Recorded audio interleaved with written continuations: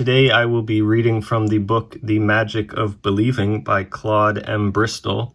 We're going to be exploring chapter 6, which is the mirror technique for releasing the subconscious mind.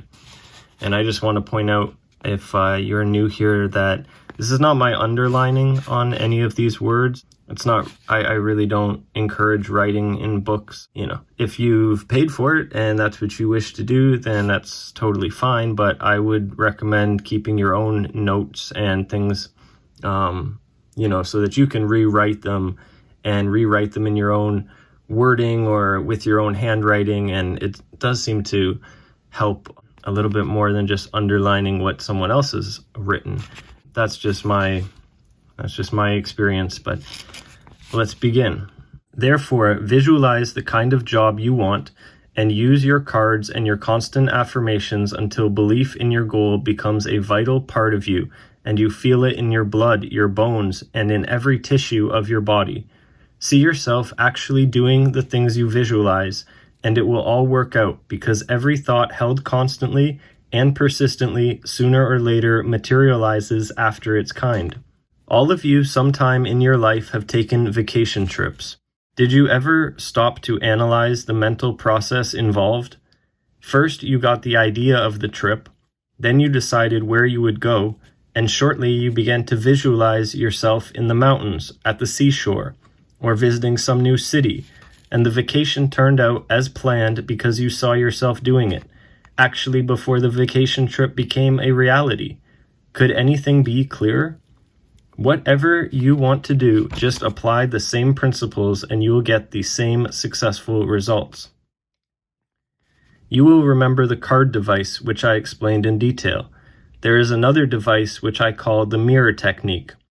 Before explaining it, I want to tell you how I happened to discover what a truly wonderful thing it is, and how it can be used to bring quicker and more effective results.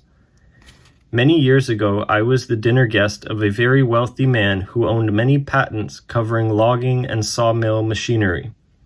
He had invited a number of newspaper publishers, bankers, and industrial leaders to his suite in a prominent hotel in order to explain a new method he had devised for mill operations. Liquor flowed freely, and it wasn't long before the host himself was very much intoxicated. Just before dinner was served, I noticed him staggering into his bedroom and pulling himself up abruptly before his dresser. Thinking that I may help him, I followed him to the door of his room. As I stood there, I saw him grab the edge of the dresser top with both hands and stare into the mirror, all the time mumbling as a drunken man sometimes does. Then his words began to make sense, and I moved back a little to watch the performance. I heard him say, "John, you old... They tried to get you drunk, but you're going to fool them. You're sober. You're sober. Cold sober. This is your party, and you've got to be sober."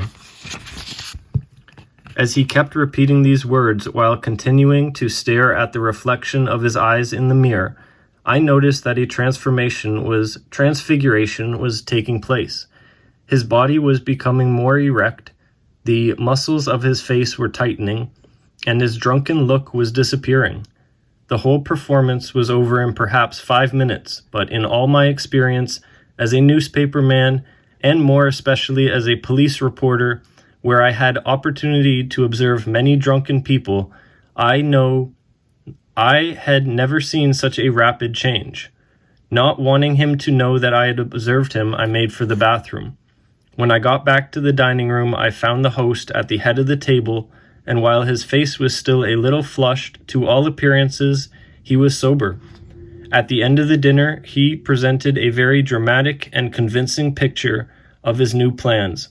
It wasn't until long afterward, when I got a better understanding of the power of the subconscious mind, that I understood the science involved in transforming the obviously drunken man into a cold, sober host.